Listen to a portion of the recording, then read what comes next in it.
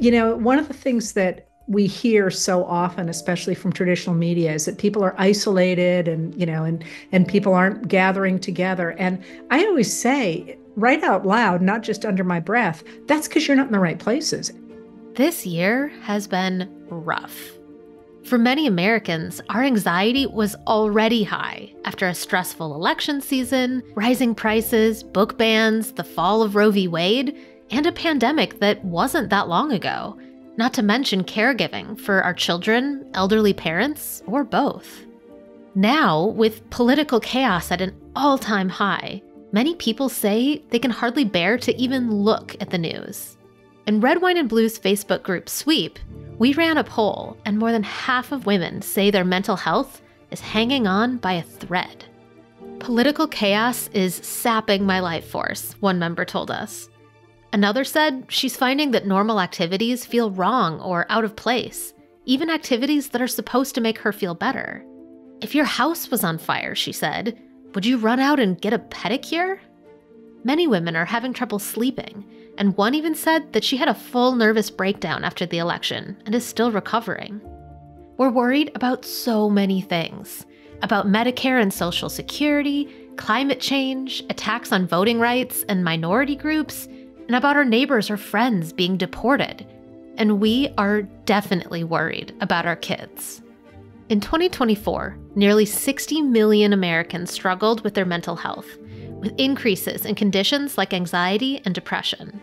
And a 2024 study from the American Psychological Association found that over 70% of adults consider the country's future a significant source of stress. We're only 4 months into 2025 so far, but if Sweep and our group chats are any indication, we're struggling now more than ever. Okay, so what can we do about it? Of course, mental health is a complex and personal thing, and if you're able to access mental health care like a therapist, that's the first place to start. But there's something else that can help too. An antidote to the loneliness epidemic and the powerlessness we feel when we look at the news. And that something is community. We know that humans are social creatures. Community is a basic human need that's as essential to our survival as food or shelter. As a species, we've thrived because of our ability to connect with each other.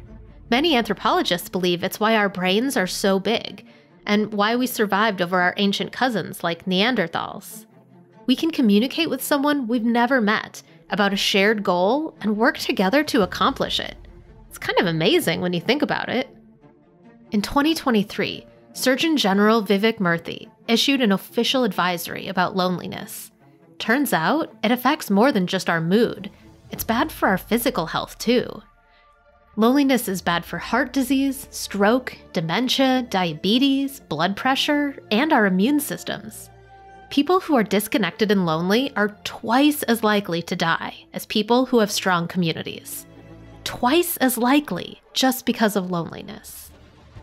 But community connection isn't just good for us as individuals. It's strategic, too.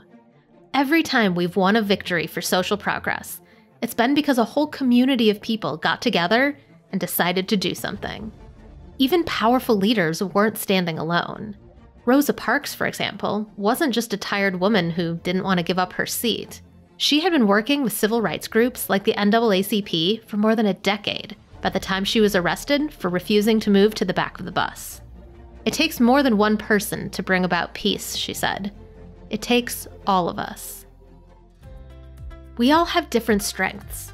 Maybe you're a social media maven, or great at making signs, or talking to legislators, or planning a protest, or writing a newsletter, or even running for office. And there's too much happening to fix every problem ourselves. Sometimes we need to take a break. And again, this isn't just self-care, it's strategic. Connie Schultz calls it holding the note. We've used the metaphor before about holding the note, as they do in choirs and in bands. When they're long notes, you can't sing all the way through. And we do staggered breathing. And sometimes it's got to be your turn to take a breath, and we'll hold the note until you return. And the more we think like that, in a sense of community and holding one another up and keeping one another strong, I think the more easily, well, it's never going to be easy, the more readily perhaps, we will allow ourselves that moment, that time to take a breath ourselves. For all those reasons and more, here at Red, White, and Blue, we are all about community. When you get together with other women, you can make friends that carry you through the tough times. You can hear diverse perspectives and learn who in your local area needs your help. You can cry together and laugh together, because joy itself is an act of resistance.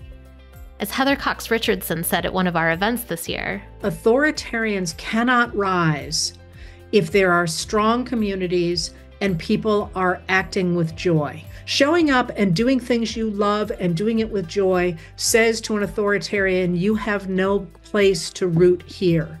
And that's going to be really important going forward. And if you don't already have a political community in your area, you can check out our program, Trouble Nation. It's a network of over 700 grassroots groups across the country, and they're making real change in their local town, at a national level, and everything in between. Do you want to support your local library? There's a group for that. Want to stand up for reproductive rights in your state? There's a group for that too. And if you can't find a group in your area, we can help you start one. Just go to redwine.blue/troublenation. Every day, we hear from members who say that taking political action with other women has made them feel energized and given them hope. Like a Sweet member who said that joining a Trouble Nation group is what's getting her through right now. Which is very weird, she said, because I'm a definite introvert. But being with like-minded patriots has been my saving grace. In these chaotic and stressful times, community is more important than ever. It isn't just good for our hearts and minds, it's good for democracy. When women with shared values get together, there's no stopping us.